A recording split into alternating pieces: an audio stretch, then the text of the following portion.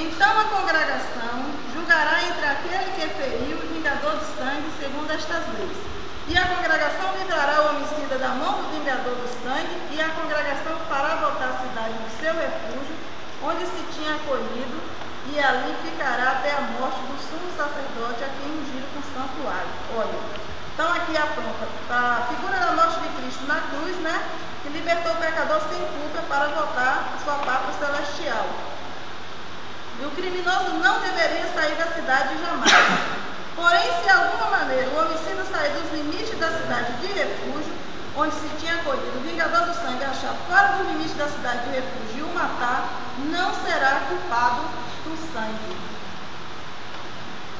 Se deixasse a proteção da cidade de refúgio, o pecador estava sujeito a ser encontrado pelo vingador, que tinha todo o direito de lhe matar sem ser considerado culpado de nada, porque saiu debaixo do esconderijo, né?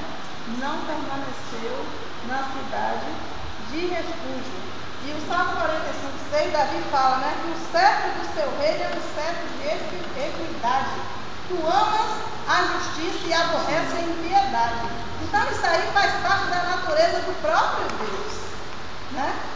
Mesmo que o Senhor, vamos dizer assim, não queira, isso já faz parte da essência, da natureza de Deus. Isso é uma coisa automática. Deus agir com juízo e com justiça. Amém? Vamos lá. Alguém quer acrescentar alguma coisa? Aqui temos uma lição espiritual muito preciosa. Deus elegeu Jesus Cristo como sumo sacerdote que remove a culpa e livra o pecador dos seus pecados.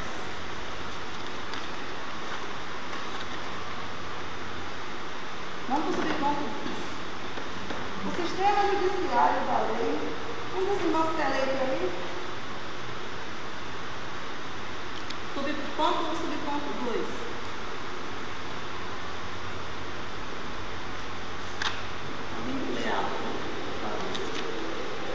O sistema judiciário da lei. As passagens de Êxodo 21 e 24, Levítico 24 e 20, e Deuteronômio 19 e 21 mostram-nos claramente como funcionava o sistema judicial daqueles tempos, isto é, olho por olho, dente por dente, mão por mão, pé por pé. Havia leis para diversos tipos de crimes, os de natureza religiosa, material, moral e pessoal. As cidades de refúgio foram criadas com o intuito de impedir a vingança contra alguém que praticasse um homicídio culposo, pois o desejo de vingança da família e da vítima nem sempre era justo, razão pela qual a lei concedia ao homicida a oportunidade de se refugiar e obter um justo julgamento. Então aí essa cidade representa, né, a necessidade urgente do pecador. E um socorro, um escape, né, um socorro bem presente na angústia. Deus é o nosso refúgio e fortaleza, né, a própria lição diz. Socorro bem presente na angústia. Pois o desejo de vingança da família da vítima nem sempre era justo, razão pela qual a lei concedia ao homicida a oportunidade de se refugiar e obter um justo julgamento. Então Deus, no seu juízo, ele não vê como nós vemos, né? Às vezes Deus age na vida de alguém de uma maneira diferente e nós ficamos perguntando por quê. Porque Deus, ele age da maneira dele, né? Deus estabeleceu que as pessoas que caíssem em fraqueza deveriam se refugiar nelas.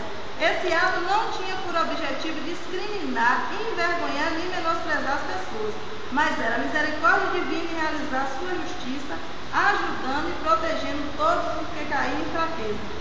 Na lição da cidade de refúgio tem uma tipologia maravilhosa e é um exemplo que nossas atitudes sejam idênticas ou imitadoras de Deus. Então, Efésios 5:1 diz: sede, pois, imitadores de Deus como filhos amados. Nós vemos que lá em Êxodo 21, né, Deus aponta para a cidade de refúgio, fala com Moisés, ele confirma depois para Josué. Então, a gente observa que Deus, ele tinha uma preocupação com as ovelhas que estavam doentes. né? A própria Bíblia fala, né? Jesus ele veio para os doentes. Deus ele tinha essa preocupação com o ser humano, apesar do nosso imerecimento. Ele tinha preocupação com aqueles que poderiam cair nas garras do inimigo. E a gente observa aqui várias coisas, né? Da cidade 6, que simboliza o número do homem da imperfeição, e mesmo na imperfeição do homem havia proteção por ordem de Deus. Então a gente observa ao longo, né, de toda a Bíblia que Deus ele sempre cria um escape para o homem. Sempre cria um escape. Distribuição da cidade no terreno. As cidades foram distribuídas no terreno de tal maneira que os homicidas poderiam fugir com facilidade para elas, havendo aproximação conveniente de todas as tribos de Israel. Deus ele dá o alcance de todos, o alcance de todos nós. Os anciões o acolherão.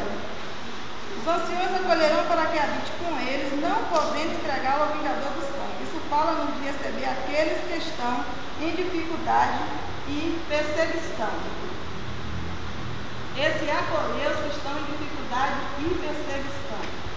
A lição ela fala que a cidade ela era, vamos dizer, administrada pelos sacerdotes. Vamos analisar aqui. Se hoje Jesus é o sumo sacerdote, nós também somos igrejas. Né? Jesus é a cabeça da igreja.